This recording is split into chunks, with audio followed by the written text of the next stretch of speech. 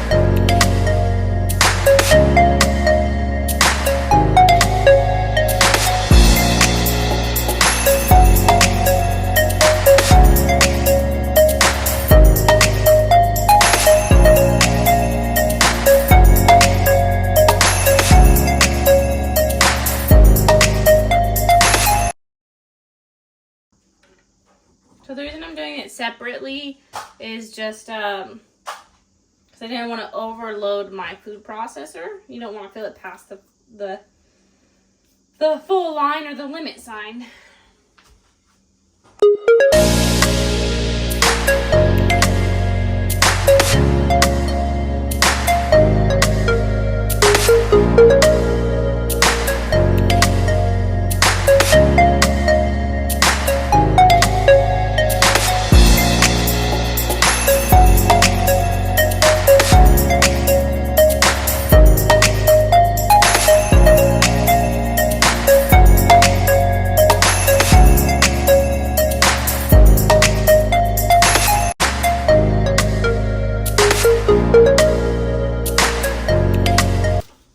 So now that that's all done, we're going to roll it out into saucer type shape, and then we're going to let it chill in the fridge for about 20 minutes or so.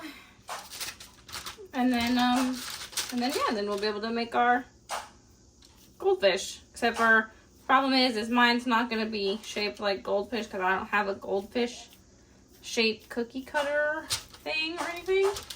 But, you know, we're going to work with what we got. We're just probably going to cut it into, I'll probably cut it into like squares or something to be more efficient with the dough. All right.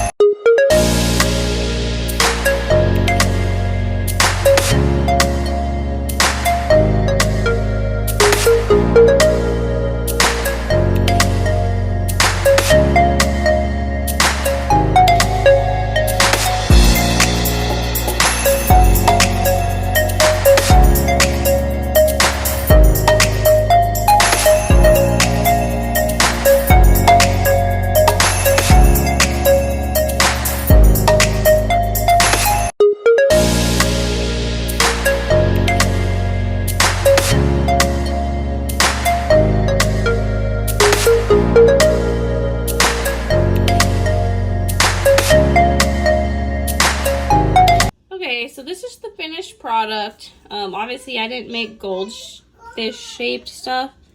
But I still tried to poke the hole. It looks, can't really focus, having a hard time focusing on this. I don't know. Anyways, these ones I cooked a little bit less. You can cook them to whatever preference you like. I felt like these ones were still like a little bit soft, and then these ones are more hard, like more like a cracker, but they turned out pretty good. And I made 2 batches, so there's a lot here. I actually have more in the oven, so, but yeah, this is the finished product.